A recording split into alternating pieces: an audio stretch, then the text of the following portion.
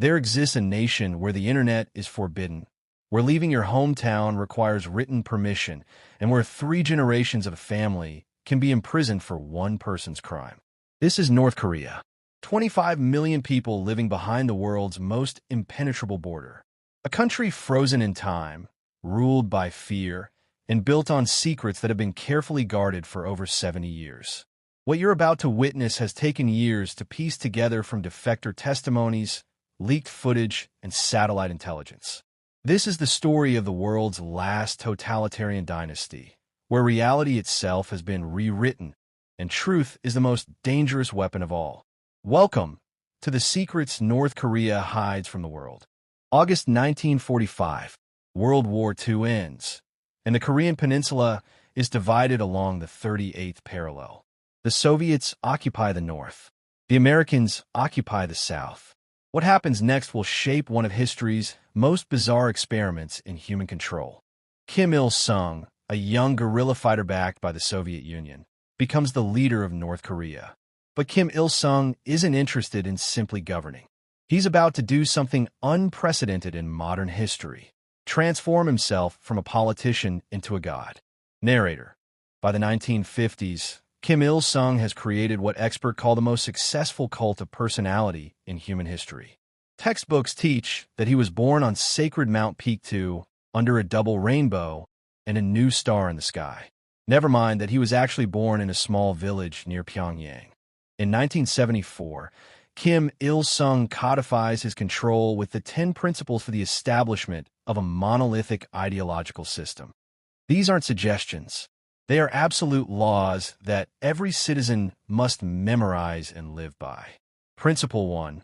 We must give our all in the struggle to unify the entire society with the revolutionary ideology of the great leader Kim Il-sung. From the time I was 3 years old, my first words were, "Thank you, Father Kim Il-sung." Before we ate, we thanked him. When we went to sleep, we thanked him. He wasn't our president. He was our God. Every home is required to display portraits of Kim Il-sung and his son, Kim Jong-il. Citizens must clean these portraits with special cloths. During house fires, North Koreans have died trying to rescue these portraits instead of their own children, because failing to save them can result in imprisonment. Life becomes a weekly ritual of self-criticism sessions where citizens must confess their ideological shortcomings and criticize their neighbors. Trust disappears. Everyone becomes both watcher and watched. In 1950, Kim Il-sung invades South Korea, starting the Korean War. 3 years and millions of deaths later, the peninsula remains divided. But Kim Il-sung uses this conflict to justify everything: the poverty, the isolation, the military-first policy. North Korea, he claims, is under constant threat from American imperialists. By the time Kim Il-sung dies in 1994, he has created something unprecedented: a hereditary communist monarchy. His son, Kim Jong-il, takes power. Then in 2011, his grandson, Kim Jong-un. 3 generations. One family. Absolute power. The dynasty isn't just political. It's theological, and it's still ruling today.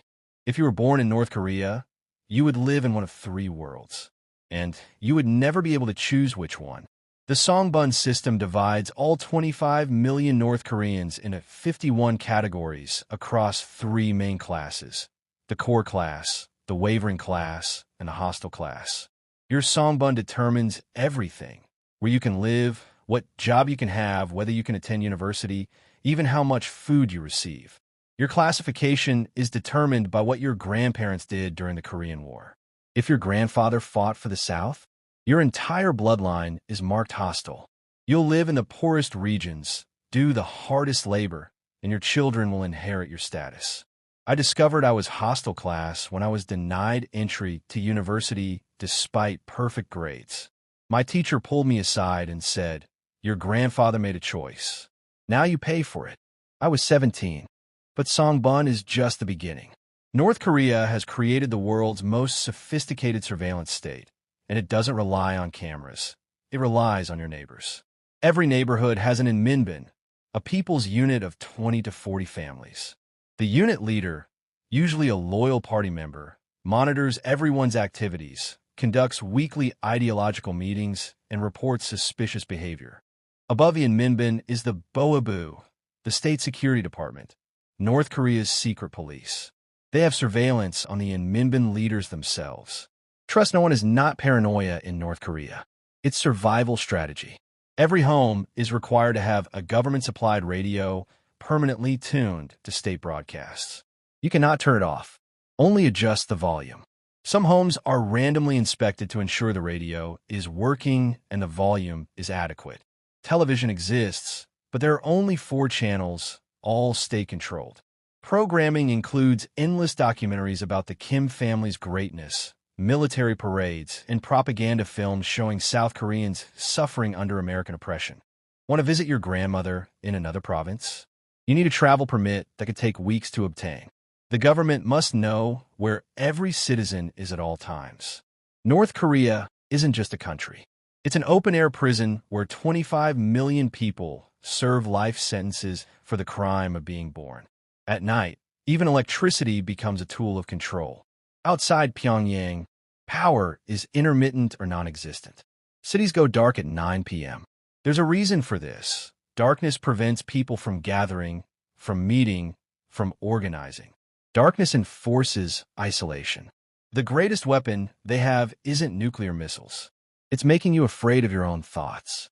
When you're afraid to think, you're already defeated.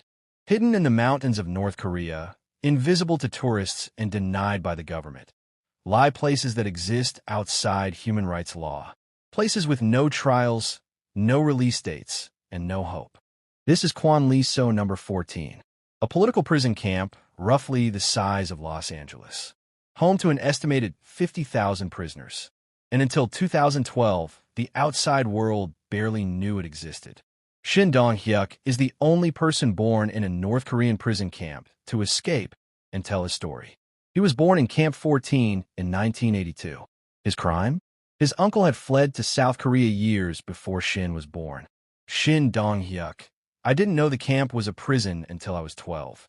I thought the whole world lived like this. Hungry, beaten, watching people die. My mother and brother tried to escape.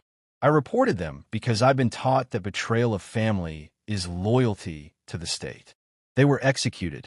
I watched. Shin's story reveals North Korea's most brutal policy, guilt by association. If you commit a political crime, 3 generations of your family are imprisoned. Your parents, your children, your grandchildren, entire bloodlines erased. Experts have identified 6 major Kwanliso camps still operating. Conservative estimates suggest 120,000 people are imprisoned in these camps right now. The real number could be far higher. Life in the camps means 12 to 15-hour workdays in coal mines, logging forests, or factories. Prisoners survive on corn porridge and rat meat. Public executions are routine, often for crimes like stealing food or attempting escape. I was a guard at Camp 18 for 3 years. We were taught that prisoners weren't human. They were enemies of the state. When a woman gave birth in the camp, we were ordered to... I still can't say what they made us do to those babies. Multiple defectors have testified about forced abortions and infanticide in the camps, particularly for women who became pregnant by Chinese men after being forcibly repatriated. The Kim regime considers these children racially impure. In 2014, the United Nations Commission of Inquiry on Human Rights investigated North Korea's prison camps. Their conclusion? Crimes against humanity on a scale without parallel in the contemporary world. North Korea's response? Complete denial. The camps don't exist. But satellite imagery doesn't lie. The camps are expanding. If you've seen photos of North Korea, you've seen Pyongyang. Gleaming towers, clean streets, well-dressed citizens. This is the North Korea the regime wants the world to see. But Pyongyang isn't a city. It's a stage, and everyone here is an actor. To live in Pyongyang, you must belong to the core loyal class. Your family's loyalty must be unquestionable for 3 generations.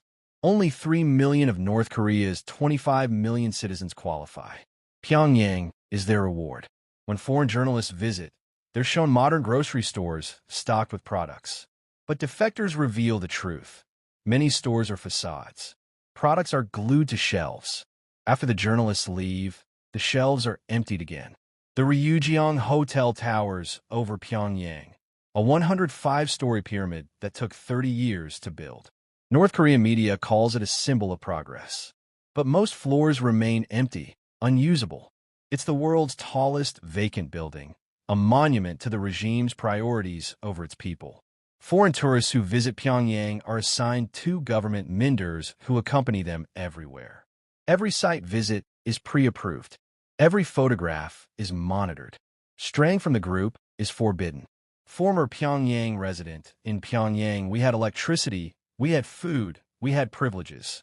But we knew what it cost. Absolute loyalty. One wrong word, one suspicious action, and your entire family could be sent to the countryside. Or worse. Pyongyang isn't freedom. It's a gilded cage the regime stages elaborate spectacles like the mass games. 100,000 performers moving in perfect synchronization. It's designed to demonstrate control, order, and devotion.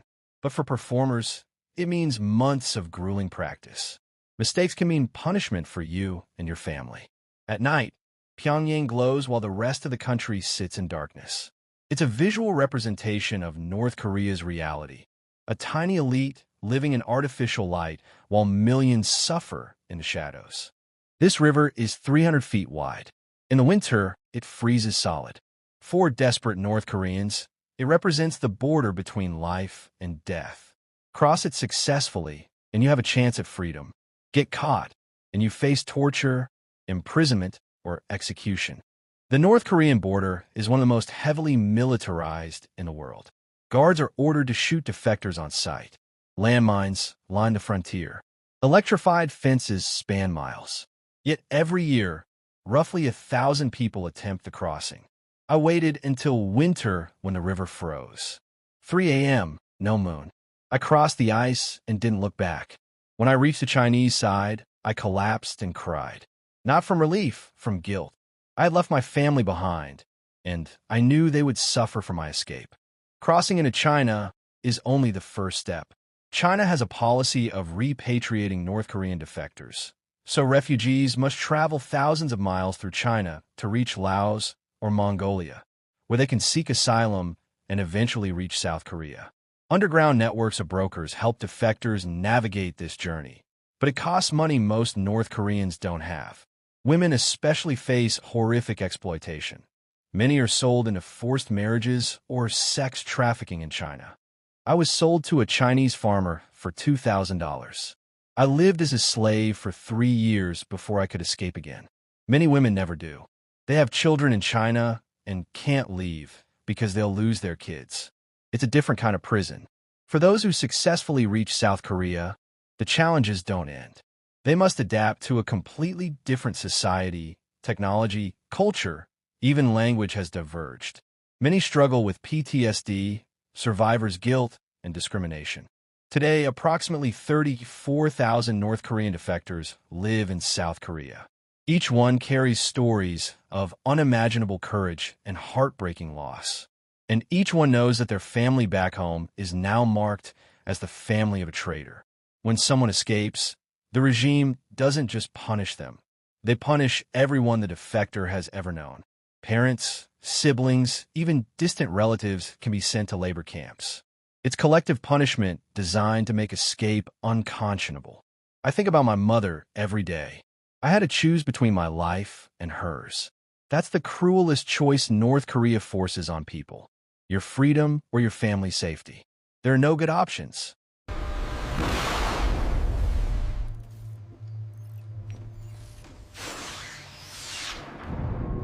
North Korea is one of the poorest countries on Earth.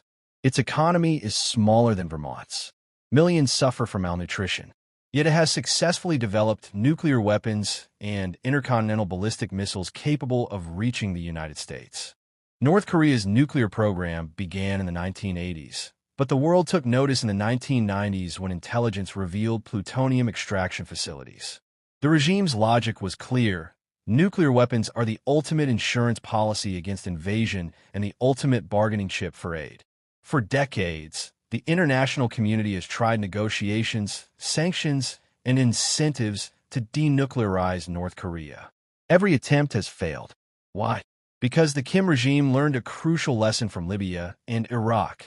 Leaders who give up their weapons programs end up dead. In 2006, North Korea conducted its first nuclear test. By 2017, they had tested hydrogen bombs. Today, experts estimate North Korea possesses between 20 and 60 nuclear warheads. In 2017, North Korea successfully tested the Hwasong-15, an intercontinental ballistic missile with a range of 8,000 miles, enough to reach Washington, D.C., New York, or Los Angeles. The demonstration was clear. North Korea can now threaten the American homeland. Nuclear weapons aren't North Korea's only threat. They maintain the fourth largest military in the world, 1.2 million active soldiers. Along the DMZ, they have thousands of artillery pieces aimed at Seoul, South Korea's capital, just 35 miles away. Military analysts estimate that in the first hour of a conflict, North Korean artillery could kill hundreds of thousands of people in Seoul. This is what's known as the hostage problem. North Korea holds South Korea's capital at gunpoint. The United Nations has imposed some of the strictest sanctions in history on North Korea, banning exports, limiting oil imports, freezing assets. Yet the regime survives. How? Through Chinese support, black market networks, and cybercrime. North Korea has become a global leader in cybercrime, with state-sponsored hacking groups stealing an estimated $2 billion in cryptocurrency and banking systems. This money funds the nuclear program while the population starves. Former military officer, the regime's motto is military-first policy. Soldiers are fed before civilians. Nuclear scientists are treated like royalty. Everyone else can starve. To the Kim family, nuclear weapons are more important than 25 million lives.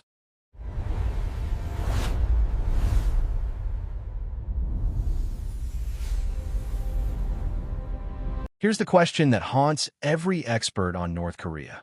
Do the people really believe the propaganda? Or are 25 million people living a lie they're too afraid to admit?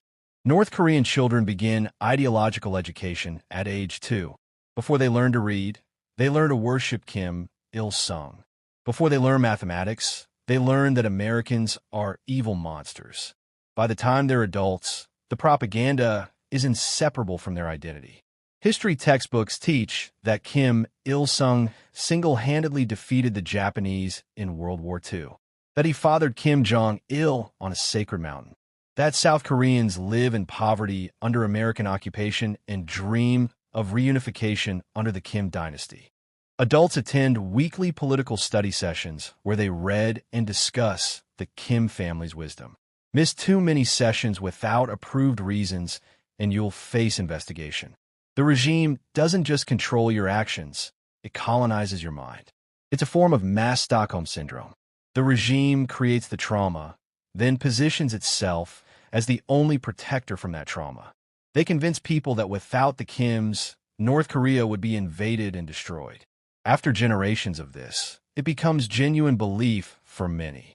When Kim Jong-il died in 2011, footage showed North Koreans weeping hysterically in the streets. Western media questioned if the grief was genuine. Defectors say it was. For many, the dear leader's death felt like losing a father, even if that father had starved you. I cried when Kim Jong-il died. I really cried. Then I escaped 2 years later and learned the truth about what he'd done. The cognitive dissonance was, it broke something in my mind. Everything I'd been taught was a lie. Everything I believed was propaganda. It was as if my entire reality was false. But cracks are appearing. Foreign films and TV shows smuggled on USB drives are spreading through North Korea's black markets. Young people are secretly watching South Korean dramas and realizing their government has lied about how South Koreans live. The rise of Jangmadang, unofficial markets, has created a space where information, goods, and ideas flow more freely. It's not revolution, but it's erosion. The regime's control on reality is weakening. When I watched my first South Korean drama, I thought it was American propaganda showing fake wealth. Then I watched more and more. Eventually, I realized they weren't lying. We were the ones living in the lie.